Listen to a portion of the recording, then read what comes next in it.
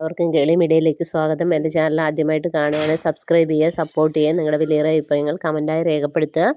അപ്പോൾ സീരിയൽ ഇഷ്ടപ്പെടുന്ന എല്ലാ കൂട്ടുകാരും കൂടെ കൂടിക്കോളും. നമ്മുടെ കുടുംബശ്രീ ശാരദ സീരിയലിൻ്റെ എപ്പിസോഡിലേക്ക് പോയാലോ?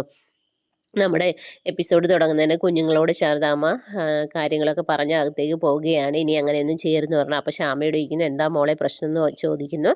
അപ്പം നമ്മുടെ ശ്യാമ എല്ലാ കാര്യങ്ങളും നമ്മുടെ ശാരദ ടീച്ചറോട് പറയുകയാണ്.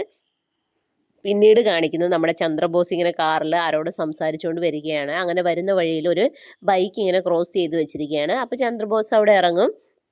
എന്നിട്ട് അവിടെ ഇവിടെയൊക്കെ നോക്കും, ആരെയും കാണത്തില്ല. അപ്പോൾ ചന്ദ്രബോസ് ആ ബൈക്ക് ഒന്നും കൂടെ ശ്രദ്ധിച്ച് നോക്കുമ്പോൾ അത് വിഷ്ണുവിൻ്റേതാണെന്ന് മനസ്സിലാവുന്നു. വിഷ്ണു ആ ബൈക്കിൽ പലപ്പോഴായി പോയി കണ്ടിട്ടുള്ളത് അയാൾക്കറിയാം. അപ്പോൾ അവൻ എവിടെ ഉണ്ടെന്ന് മനസ്സിലാവുന്നു. അങ്ങനെ ബഹളമൊക്കെ വയ്ക്കുന്നു. അങ്ങനെ ബൈക്ക് മാറ്റി വെച്ചിട്ട് തിരികെ കാറിൽ കയറാൻ ഡോറ് തുറക്കുന്ന സമയത്ത് നമ്മുടെ വിഷ്ണു ഒറ്റ ചവിട്ടാണ് ചന്ദ്രബോസിന്.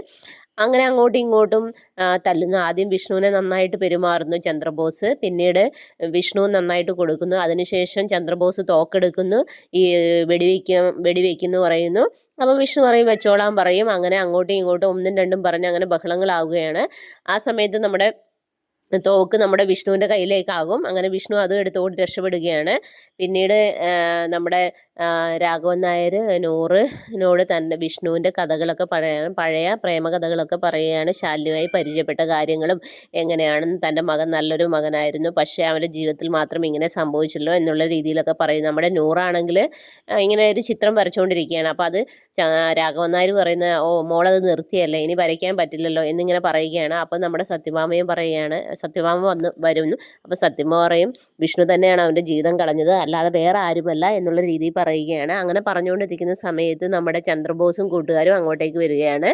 അങ്ങോട്ട് വന്നിട്ട് പറയുകയാണ്, വിഷ്ണു ഇവിടെ ഉണ്ടോ എന്ന് ചോദിക്കുന്നു. അപ്പോൾ രാഘവൻ നായർ പറയില്ലല്ലോ, കയറി നോക്കടാ അകത്തെന്ന് പറയും. അങ്ങനെ പോലീസുകാരെല്ലാം അവരുടെ വീടിൻ്റെ അകത്തേക്ക് കയറുകയാണ്. അപ്പോൾ രാഘവൻ നായരോട് പറയും, നിങ്ങളുടെ മകൻ എൻ്റെ തോക്കുമായിട്ട് രക്ഷപ്പെട്ടിട്ടുണ്ട്, അവൻ ഏതെങ്കിലും പത്തായത്തിൽ കാണും, ഇവിടെ ഉണ്ടാവും എന്ന് പറയുന്നു.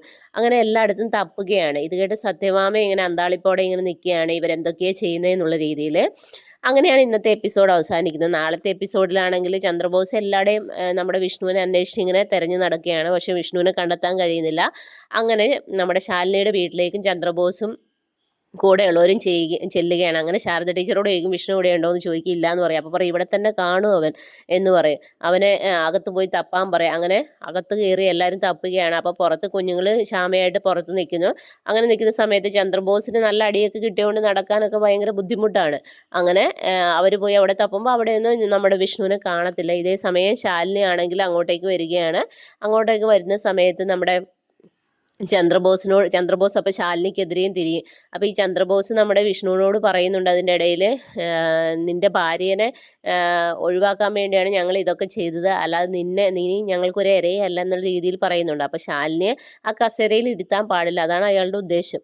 അങ്ങനെ ശാലിനിയോട് പറയും, നിൻ്റെ ഭർത്താവാണ് ഇതെല്ലാം ചെയ്തതെന്നുള്ള രീതിയിൽ പറയാം. അപ്പോൾ പറയും, എൻ്റെ ഭർത്താവല്ല ഇത് ചെയ്തതെന്ന് എനിക്ക് നന്നായിട്ട് അറിയാം, അതിനുള്ള തെളിവുമായിട്ടാണ് ഞാൻ വന്നിരിക്കുന്നതെന്ന് പറയാം. അങ്ങനെ കമലിനും കൂടെ ഇറങ്ങി വരികയാണ്. കമലിനെ ഇറക്കിക്കൊണ്ട് വന്നിരിക്കുകയാണ് നമ്മുടെ ശാലിനി. ഇനി എന്തായാലും ശാലിനി നേരിട്ട് കളത്തിലിറങ്ങുകയാണ്. കാരണം ഈ കേസിൽ നിന്ന് വിഷ്ണുവിനെ രക്ഷിച്ചേ മതിയാകുകയുള്ളൂ. അതുപോലെ ശാലിനിക്ക് വീണ്ടും ജോലിയിൽ തിരിച്ചു കയറിയേ പറ്റുകയുള്ളൂ. എന്നാൽ മാത്രമേ ഇവരുടെ കള്ളക്കളികളൊക്കെ പൊളിക്കാൻ പറ്റുകയുള്ളൂ. അപ്പോൾ ചന്ദ്രബോസിന് അതൊരു തിരിച്ചടിയായി തന്നെ മാറുകയാണ്. അപ്പോൾ എല്ലാവരും നാളത്തെ എപ്പിസോഡിനായി വെയിറ്റ് ചെയ്യുക. അപ്പോൾ okay bye bye, thank you.